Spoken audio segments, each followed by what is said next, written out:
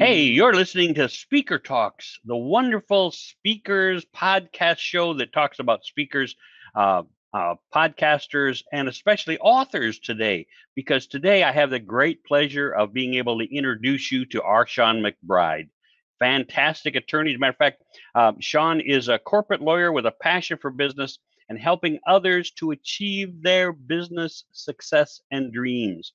How do you beat that, right? So, Shawn, are you there? Hello, everyone. Good to see you. Hey, great to see you too.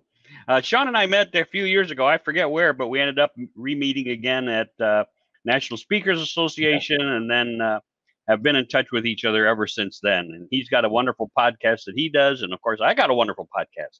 So, Shawn, would you tell us a little bit about yourself and what's going on these days? Yeah, sure. I'm a corporate lawyer by training, so I help businesses with all those legal things that pop up, a lot of ownership and control stuff. Who owns the business? How do we raise money? How do we put partners together? And I also do a lot of consulting and speaking on the business planning side, because from the legal side, one of my frustrations was that people often didn't plan ahead. So I started speaking a little more about business strategy, trying to get people thinking ahead of issues, get in front of them, because as a lawyer, it's frustrating because people often deliver things to you once it's a problem, right? They call the lawyer when things have spiraled out of control. So I said, hey, if I can get out to people and talk to them before things spiral out of control, we can really fix a lot of issues, save a lot of heartache, and make things work better. So that's been the passion of mine, is to make that happen. So that's been a big, I was just at a big event out in Vegas last week, and somebody there said something about LLCs and S corps, and like you're like, well, I think I have an LLC, but an S corp. Does one protect you more than another, or is one better for you than another? Well, a while ago, people would always say go with a corporation over an LLC, but I think more and more people are saying they're the same as far as liability protection. What you really want to think about is your operating structure, and how your taxes flow. So we have a lot of different options when we set people up. A lot depends on the nature of the company, the nature of the business. So you're going to get liability protection generally from either an LLC or a corporation. So that part's cool. And then as the question is, which one works better for you? LLC tends to be a little bit easier to manage as far as paperwork. The corporations tend to be a little bit harder to manage from a paperwork side. So you're giving up some things there.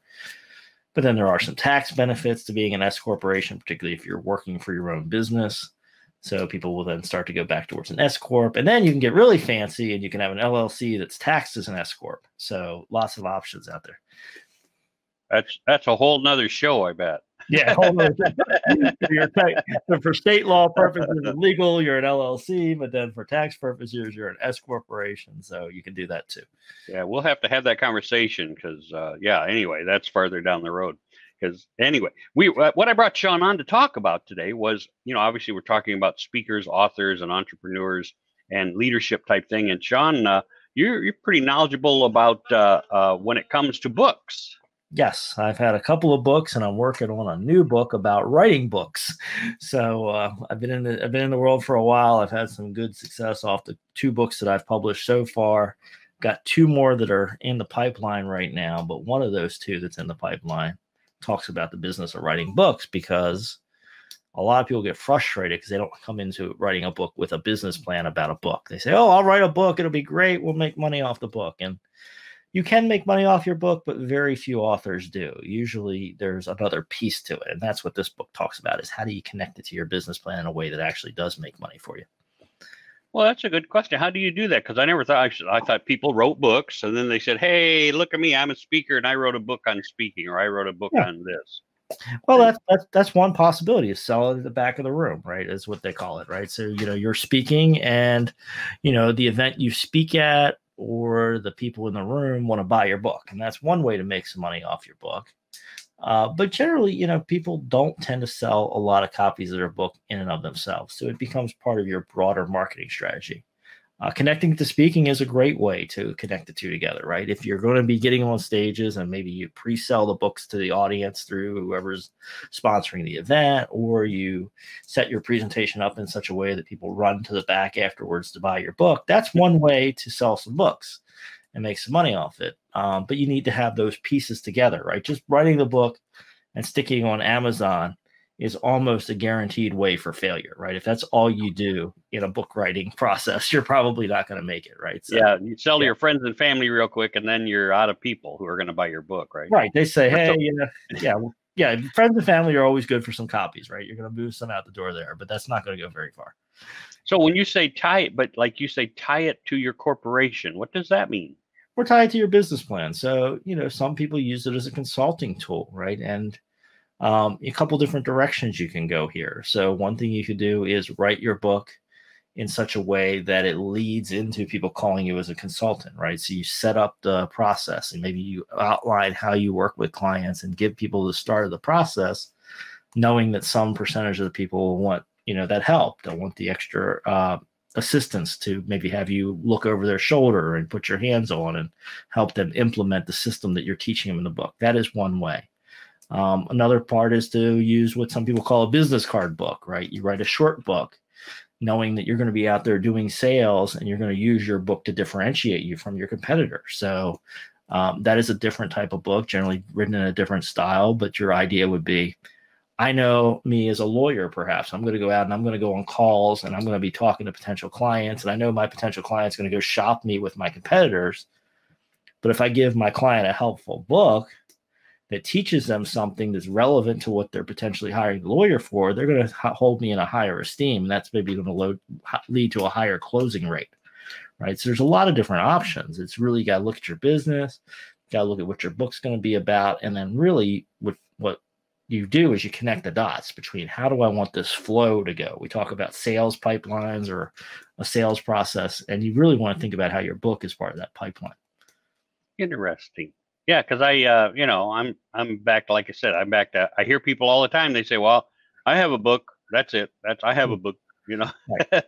And like it is one of those deals where they start marketing them from the stage, or some people give them away for free. Right. Well, there's no doubt helping a book will help hold you in a higher esteem. Just generally, people generally, hold a person who did the work and went through the process to write a book. They say, hey, that person, they separate themselves from the crowd because not everybody gets their book written. So that helps.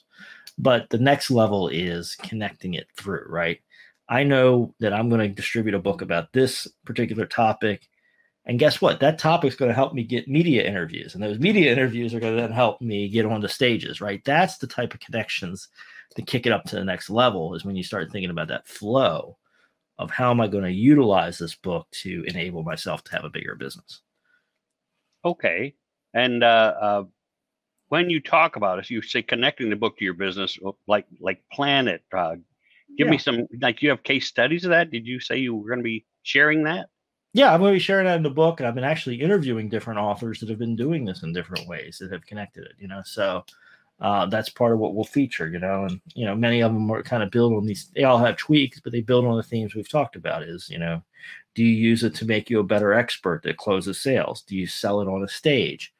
Do you use it to lead into your consulting funnel? There's a lot of different ways you can do it, and so do you use it to build an email list and then market to the email list? So there's many different ways you can implement and use this. And my idea is, and what I'm working on putting together now, is I'm interviewing successful authors that have used the books and leveraged them in their business and bringing their stories forward so that people can go in and kind of use it as a smorgasbord, right? Like maybe that system will work for me. Maybe this system will work for me. Maybe this system. And you don't have to use them all. But what you want to do is go in and say, well, what's unique about my business? What do I think would connect well? And then you can pick something off this menu and say, this is the way I want to structure my book. And this is the way I want to use it to get more done. And if you have an existing book, you could go back and potentially do a new edition of your book and tailor it, to a particular strategy to kick it up to the next level. So when, like, you always recommend people write a book. Oh, yeah. I think it's usually a good idea, so there's mixed opinions on there.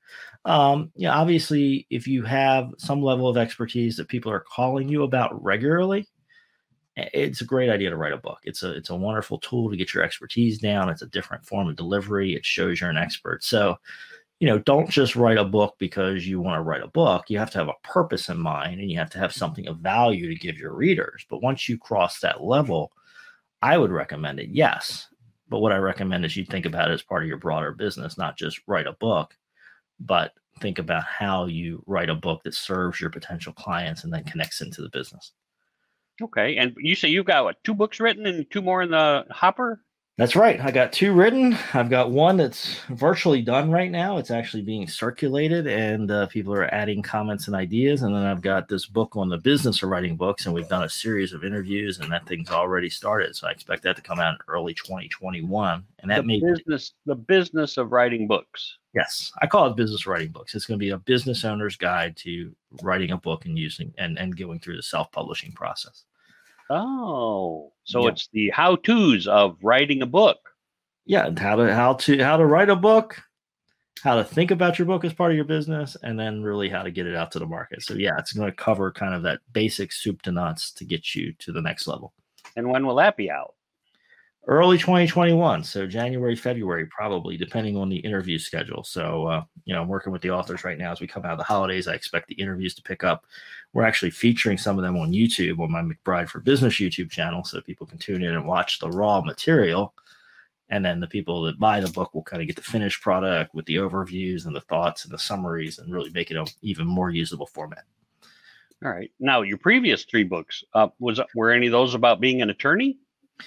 Actually, well, they're connected. So my first book is probably the one that was closest. It's a book called Business Blunders, and it's about common business mistakes. So I learned a lot of the content of business blunders as an attorney. People would come to me, they would make mistakes. I would, kind of over the years, I chronicled what a lot of the mistakes were. So I collected all those lessons together, and then I'll put them into a book so that people could read the book and learn what not to do.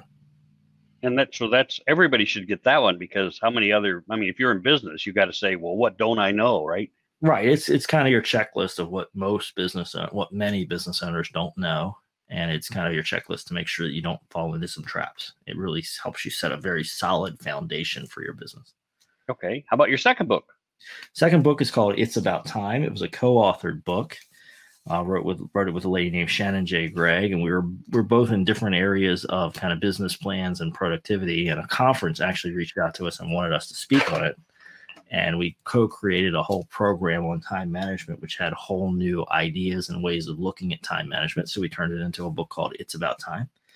And that's been a popular book too. And it's helped a lot of managers and sales teams in particular think differently about time management and kick their skills up to the next level.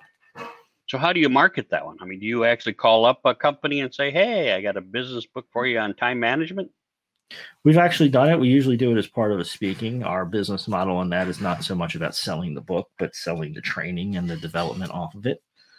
So we will often include it. What we did find was when we gave the initial speech, we gave out free copies. The first speech that we did where we talked about the principles, there was 100+ people in the room, and they took it home, and several of them called us and hired us to do consulting. So that's kind of how we got that's how we got our foot out the door, right? We literally handing books to people as they were leaving the room. It was a short book. People read it. People literally read it on the airplane on the way home, and then called us up and said, hey, we need help with this. That's pretty cool. And what's that one called? It's About Time.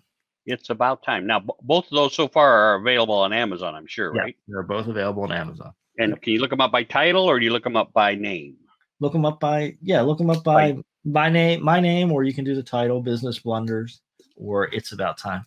Well, the reason I ask, because I've got a couple books out on Amazon, but one of them, the one that I do networking on, professional business networking, is Become the Go-To Person for Your Own Success. But you can't find it. If you typed in that into Amazon, it's like, oh, look at all these other authors that are there, all these other books that start with Become. And so they have to look that one up by my name. So that's why I ask. It's always weird to me how you can find some things but not others.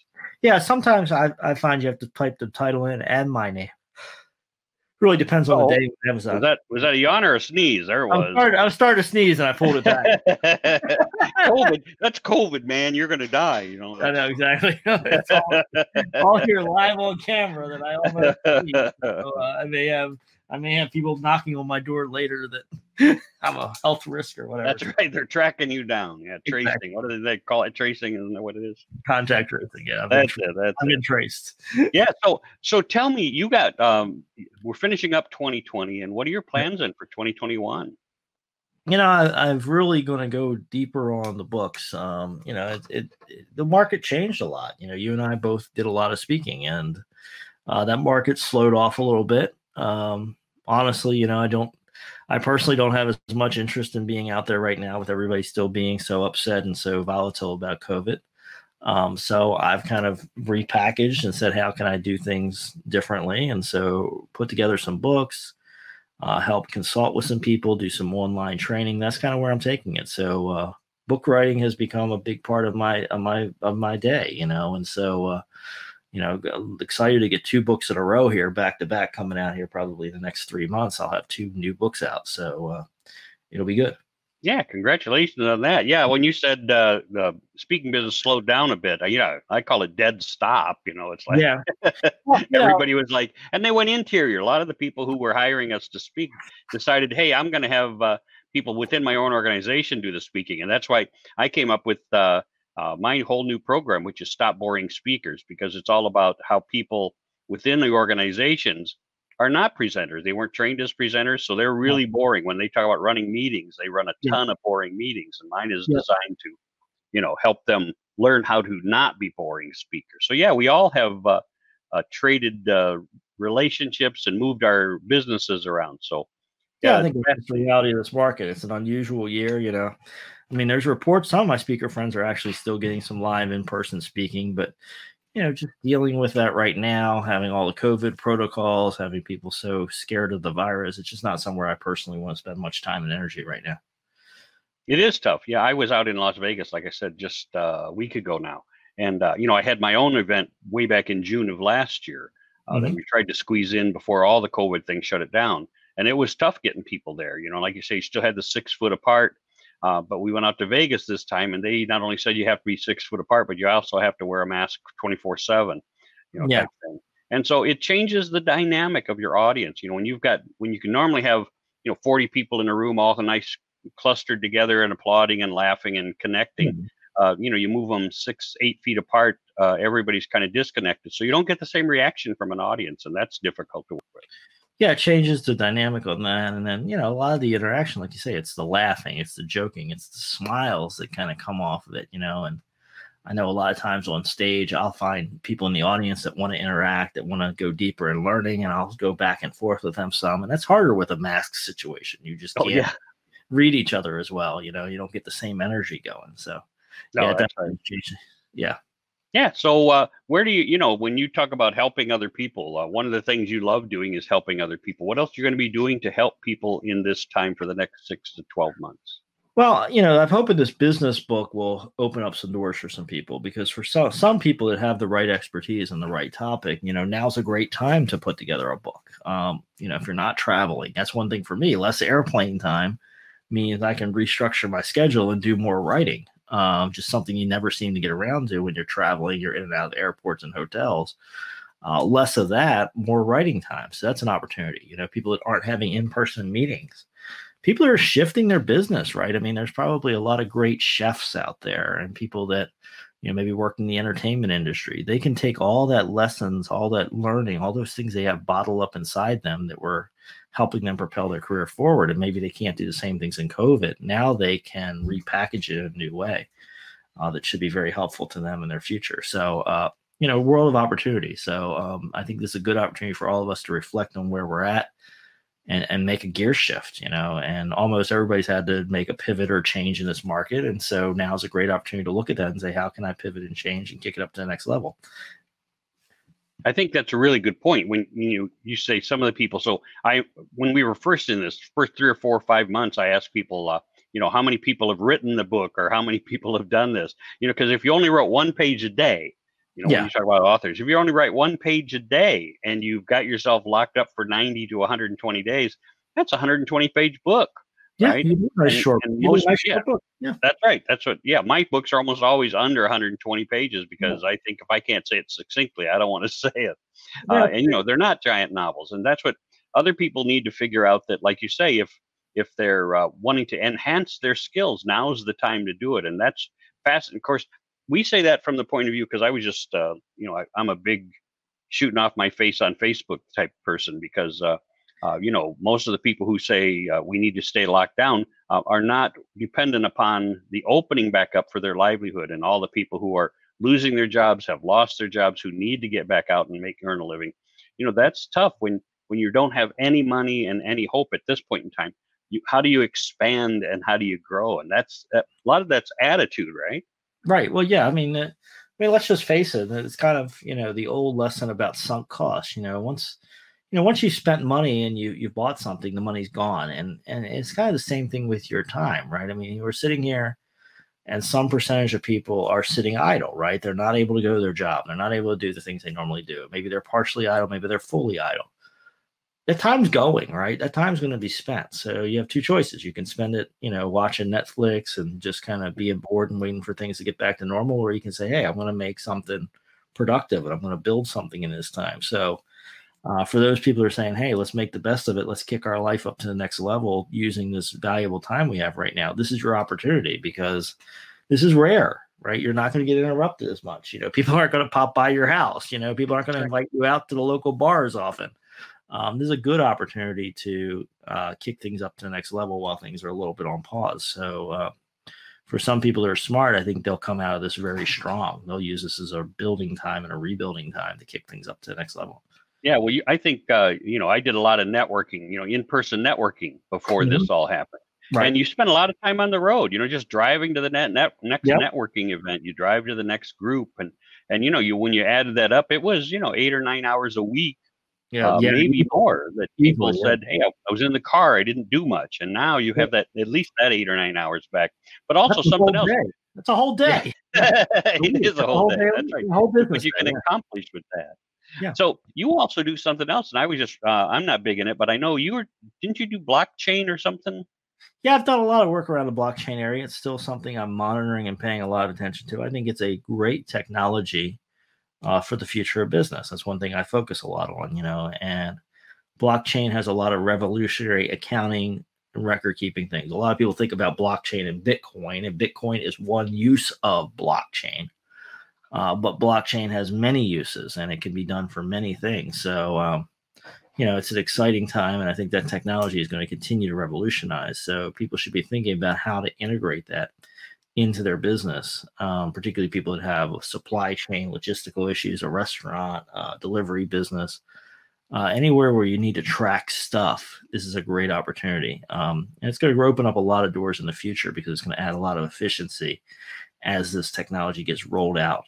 What's really unique about it is not only do today we have our company records, but from an auditing standpoint, from a risk standpoint, it doesn't tell us what's on the other side of the ledger. What'll be nice about blockchain when it's fully rolled out is companies will be able to share ledgers and share information across platforms, and it will really open up a lot of doors for collaboration opportunities.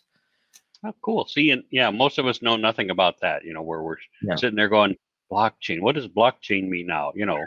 Yeah. And how do you study it? Because like I said, I just got into Bitcoin a short time ago, and you watch that stuff, and I'm dabbling, and everybody else, I got friends who jump in for $10,000 and $20,000 into Bitcoin and go, yeah, that's going to be good. And you're like, wow, that's big. And of course, Robert Kiyosaki, I'm a follower of Robert Kiyosaki, and he has been really promoting either buy silver, buy gold, or buy a cryptocurrency. Yeah. And I'm like, well, what does he know? Yeah, well, I mean, a lot of people are concerned about fundamental stability. And, the idea is that, assuming everybody continues to accept Bitcoin as a medium of exchange, it gives you something that's not backed by the government, that they can't really inflate, because Bitcoin's formula driven, right? You agree to record it on the blockchain. That's where the blockchain piece of Bitcoin comes in. It's recorded on the blockchain.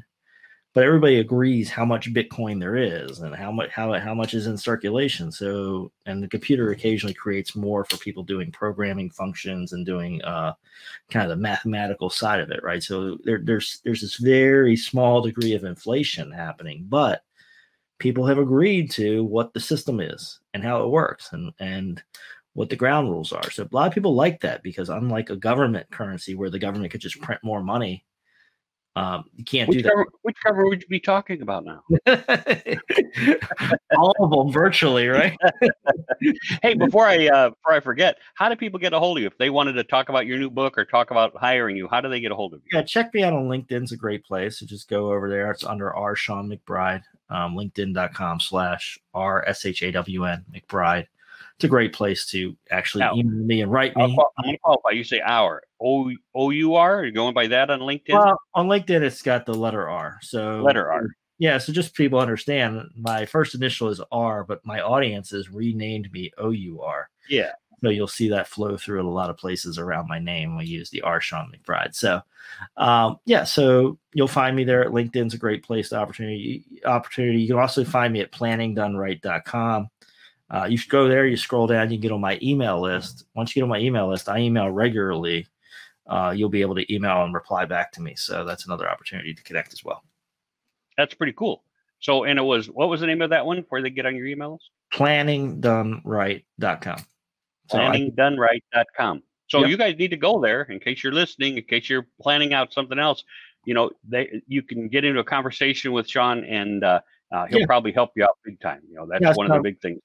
Send out regular tips about business planning, business execution, business issues, so you can learn. And like I say, one of the things is people that are on that email list, then you can just reply back to me and we'll talk. Yeah. And I'm going to write that down myself because I don't think I'm on your email list. Planningdoneright.com. Come on over and join us. Yeah. I'm on all kinds of other stuff for him, but not that. So, yeah. With that, we're running up to the 30-minute mark, Shawn. And this was really nice. I really appreciate you being on the show and giving us some information. And everybody should be writing that book. And if you want to know how, Shawn's book will come out very soon. Get in touch with him, find out when he's going to come in his first copies. I'll be one of the first people to jump on and start writing that book today. Yes, exactly. Start letting the outline, start getting words down. And like so many things, don't focus on perfection. You focus on getting some momentum going, and you'll figure it.